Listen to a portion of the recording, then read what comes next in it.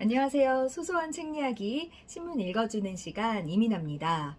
네, 오늘 월요일이에요. 날씨가 약간 포근하기는 한데 조금 어두운 것 같기도 하고 해서 봤더니 뿌연 게 미세먼지라고 하더라고요. 그냥 안개가 아니고 미세먼지니까 여러분 좀 창문 단속 잘 하시고 공기청정기 잘 돌리시길 바랍니다. 네, 오늘부터는 신문 읽기를 저녁 리뷰 시간으로 가져보려고 해요. 그동안 조금 일찍 들려드리려고 노력을 좀 해봤는데 그것보다는 하루를 좀 마무리하는 그런 느낌으로 한번 신문을 같이 다시 한번 훑어본다 이런 느낌으로 좀 들어주셨으면 좋겠습니다. 네, 그러면 오늘의 어린이 동화 한번 시작해 볼게요. 네, 오늘부터는 3페이지까지 제가 읽어드리려고 해요. 원래도 그대로 읽어드리진 않았지만 이야기를 좀 들려드릴 건데 뒤에 있는 부분은 신문사의 주관적인 견해가 들어가 있는 사설이나 또는 기획기사인 경우들이 많기 때문에 그것도 요약을 하는 것보다는 앞부분의 기사들 위주로 알려드릴게요. 네, 오늘 2월 6일 월요일 기사입니다. 메인 기사는 의사, 변호사 시험도 통과한 천재 두뇌. 과연 누구 이야기일까요? 네, 제가 지난주에 들려드렸던 인공지능 채팅 로봇, 챗 GPT에 관한 이야기예요. 지금 챗 GPT가 나온 지 2달 정도가 됐는데 그동안 엄청 큰 이슈가 계속해서 되고 있다고 합니다. 잘 들어보세요. 고개를 높이 들고 꿈꾸는 것을 멈추지 말라. 비록 앞길에 굴곡이 있을지라도 용기, 친절함, 지혜 등 당신이 배운 모든 것을 정복하게 되리라. 네, 굉장히 멋지게 쓴 한 편의 시 같잖아요. 이 글이 바로 챗 GPT에게 대한민국의 초등생을 위한 시를 지어달라 이렇게 부탁을 했더니 해준 답변의 일부라고 합니다. 이게 전부가 아니고 일부라고 해요. 자라나는 어린이들을 위한 희망적인 메시지가 되게 잘 담긴 그런 글이에요. 이 정도의 수준의 글을 써내는 챗 GPT입니다. 정말 대단해요. 이 챗 GPT는 미국의 마이크로소프트와 구글 등이 투자한 인공지능 연구단체인 오픈 AI가 지난해 11월 30일 출시한 AI 챗봇입니다. 네, 챗 GPT는 최근에 미국에서 의사 면허 시험 그리고 로스쿨 시험을 통과했다고 합니다. 로스쿨이 뭐냐면 법률가를 기르는 법학 전문 대학원을 로스쿨이라고 해요. 거기 들어가기 위한 시험 정말 어렵습니다. 근데 통과를 했다고 하네요. 이 밖에도 챗 GPT가 국회의원의 연설문이나 신문 기자의 기사를 대신 작성한 사례들이 알려지면서 화이트 칼라들이 AI에 의해서 곧 대체되는 것이 아니냐 이런 우려도 나오고 있다고 합니다. 화이트 칼라는 사무직에 종사하는 근로자를 말해요. 화이트, 하얀색, 칼라 아시죠? 옷깃. 자, 하얀 컬러면 뭐예요? 화이트 셔츠잖아요. 네. 화이트 셔츠를 입는 직장인의 그런 직장인들을 보통 화이트 칼라라고 표현을 합니다. 네, 챗 GPT는 참 날이 갈수록 발전을 한다고 해요. 인간의 뇌에는 이 시냅스라는 물질이 있어서 수천억 개의 신경세포, 그러니까 뉴런을 연결시켜서 새로운 것을 학습하고 또 기억하는 등 지적 능력을 발휘하게 한다고 합니다. 이 뇌에서. 사람의 뇌에는 약 100조 개의 시냅스가 있다고 해요.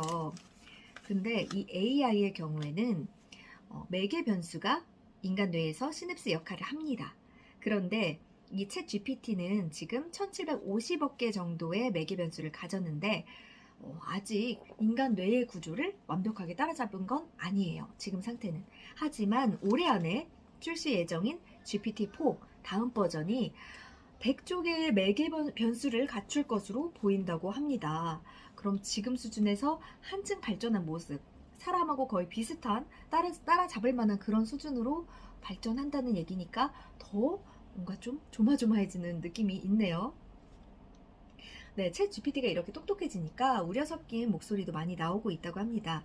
미국에서 일부 고교생과 대학생이 챗 GPT를 활용해서 얻은 답변을 그대로 과제에 제출해서 논란이 되고 있는데요. 왜냐면 이 챗 GPT 글쓰기 실력 좀 아까 보셨죠? 사람과 비슷할 정도로 구분하기가 힘든 상황이라고 해요. 그래서 제가 지난주에 이제 알려드렸던 기사 중에도 과학학술지인 네이처와 사이언스가 챗 GPT를 활용해서 논문 등을 작성하는 걸 금지했었죠. 네, 왜냐하면 챗GPT가 자신의 연구 결과가 가져올 결과에 대해 직접 책임을 쓸 수 있는 주체가 아니기 때문이라고 그 이유를 밝혔었는데요. 네, 챗GPT 앞으로 얼마나 더 발전을 할지 좀 기대도 되고 한편으로 우려도 됩니다. 참 올해 화두가 되지 않을까 싶은데요. 앞으로 또 들려오는 소식 전해드릴게요. 네, 다음 2페이지 오늘의 뉴스입니다. 바람과 빛만 있으면 어디든 갈 수 있는 로봇이라는 기사인데요. 네, 바람과 빛만 있으면 날 수 있는 작은 크기의 로봇이 등장했다고 합니다. 바로 요정 로봇이라고 불리는 로봇인데요. 미국 과학 전문 매체인 사이언스 얼러트가 최근 핀란드 탐페레대 연구진이 무게가 1.2mg에 불과한 초소형 로봇을 개발했다고 보도를 했다고 합니다. 정말 작지 않나요? 여기 그림에도 있는데 손가락에 올릴 정도로 정말 작고 귀여운 그런 요정 같은 로봇이에요. 이 로봇은 뭘 닮았나요? 민들레 씨앗 느낌 나지 않아요? 네, 그 민들레 씨앗에서 아이디어를 얻었다고 합니다. 민들레 씨앗은 얇고 가벼워서 바람만 살짝 불면 멀리까지도 씨앗이 날아가잖아요. 이것을 모방해서 만들었다고 해요. 이 로봇에는 별도의 배터리가 장착되어 있지는 않고요. 액추에이터를 가지고 있다고 하는데 액추에이터란 동력을 이용해서 기계를 동작시키는 장치를 말합니다. 그러니까 액추에이터가 레이저나 발광 다이오드, 그러니까 LED 같은 빛 에너지를 운동 에너지로 바꿔서 로봇의 날개를 움직여서 로봇이 날아갈 수 있도록 한다고 합니다. 이 로봇이 하는 역할은 추후 식물의 수분을 돕는 데 활용할 예정이라고 해요. 수분은 꽃가루가 식물의 암술머리에 붙어서 열매를 맺는 것을 말하는데 연구진은 로봇은 약간의 빛과 바람만 있으면 어디든 이동을 할 수 있기 때문에 벌과 나비의 도움 없이도 식물의 수분이 필요한 곳에 쓰일 수 있을 것으로 보인다고 말했다고 합니다. 네, 지금 꿀벌이 사라지고 있다. 이런 뉴스 혹시 보지 않으셨나요? 꿀벌이 하는 역할이 우리에게 꿀을 주는 것도 있지만 이렇게 식물을 수분을 시켜주기 때문에 이렇게 자연이 풍성하게 자라날 수 있는 그런 역할을 하는데 꿀벌이 사라지면서 우리 인간에게 닥쳐올 안 좋은 그런 일들이 많다고 해요. 근데 이런 로봇이 개발되면서 우리에게도 인간에게도 좋은 그런 결과가 오지 않을까 싶습니다. 그리고 더 앞서서 생각해야 될 거는 먼저 환경을 좀 더 우리가 보존해서 꿀벌이 사라지지 않게 하는 거겠죠. 여기서 한 뼘 더 나와 있어요. 민들레는 어떻게 씨를 퍼뜨릴까? 네, 민들레는 바람에 씨앗을 날려서 번식하는 식물이잖아요. 네, 이렇게 흰 눈송이처럼 생긴 민들레의 씨앗은 관모라고 하는 털 모양의 돌기로 이루어져 있는데 이것이 바람에 날려서 번식을 한다고 합니다. 민들레 씨앗은 덥고 건조하면서 바람이 부는 조건에서는 10km에서 최대 100km까지 이동한다고 알려져 있습니다.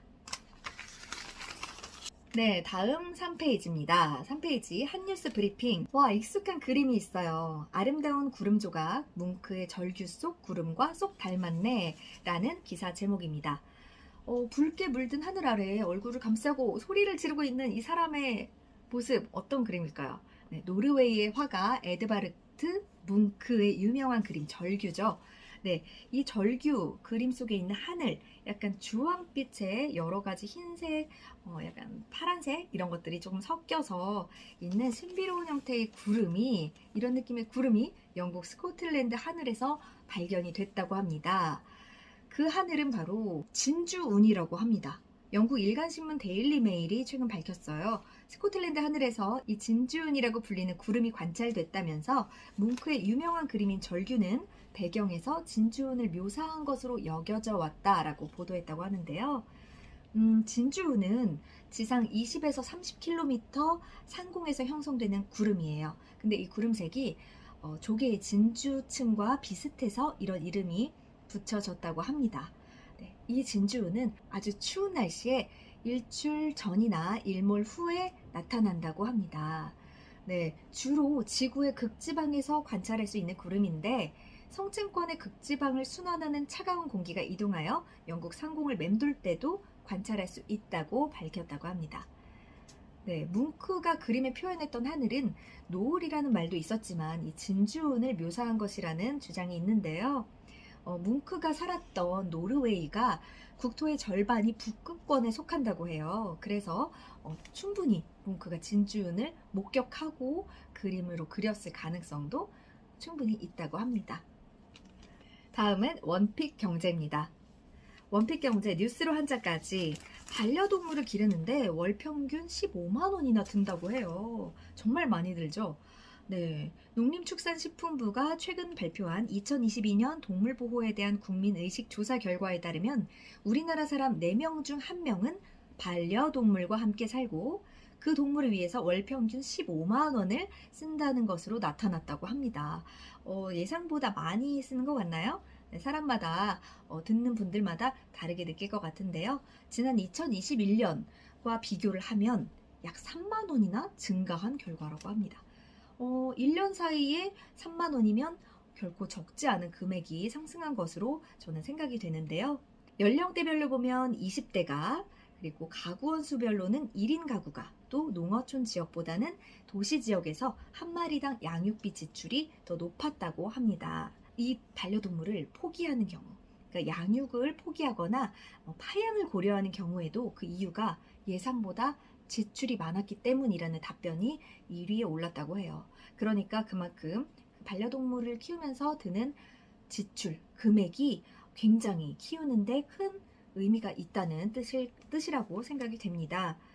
한편 우리나라 사람들이 가장 많이 기르는 동물은 개, 그 다음 고양이, 물고기가 뒤를 이었다고 합니다. 오늘의 한자 바로 반려동물 할 때 반려입니다. 짝 반자에 짝려자예요. 짝이 되는 동물을 반려라고 합니다. 그래서 부부관계에서 서로를 반려자라고 부르기도 하죠. 반려인이 될 수도 있고요. 네, 반려동물, 애완동물보다는 반려동물, 더 예쁜 말이라는 생각이 드네요. 네, 마지막으로 월드뉴스입니다. 체감온도 영하 78도, 한파 강타한 북미라고 나와 있어요. 사진은 지난 3일 캐나다 몬트리올입니다. 보행자들이 시내를 걸으면서 바람과 몹시 추운 기온을 이겨내고 있어요. 네, 미국과 캐나다 등 북미 지역에 한파가 또 한 번 강타했습니다. BBC 등 외신에 따르면 미국 뉴햄프셔주 워싱턴 산 정상에 3일 기온은 영하 43도, 체감온도 영하 78도를 기록을 했다고 합니다. 와, 이 지역에서 기록적인 최저 기온이었다고 하네요. 정말 요즘 한파가 우리나라만 있었던 게 아니라는 그런 생각이 듭니다. 이번 한파는 북극의 찬 공기가 캐나다와 미국 동부 해안 지역으로 내려왔기 때문에 발생을 했다고 합니다. 우리나라도 지난번에 한파가 그렇게 들이닥쳤던 게 제트 기류가 내려오는 바람에 따뜻한 기류가 올라가지 못해서 한파가 이어졌었거든요. 지금 이곳 캐나다와 미국 동부 해안 지역 이쪽도 마찬가지로 엄청 추위에 시달리고 있네요. 꼭꼭 오늘의 영단어도 함께 살펴볼게요. 네, 그럼 오늘 신문 여기까지 함께 훑어보겠습니다. 네, 이렇게 간략하게 봐도 시간이 벌써 훌쩍 지났네요. 더 많은 내용은 직접 신문을 읽어보면서 꼼꼼하게 살펴보면 더 좋을 것 같다는 생각이 듭니다. 네, 그럼 다음 시간에 저는 다시 신문 가지고 찾아올게요. 좋은 밤 되세요. 안녕.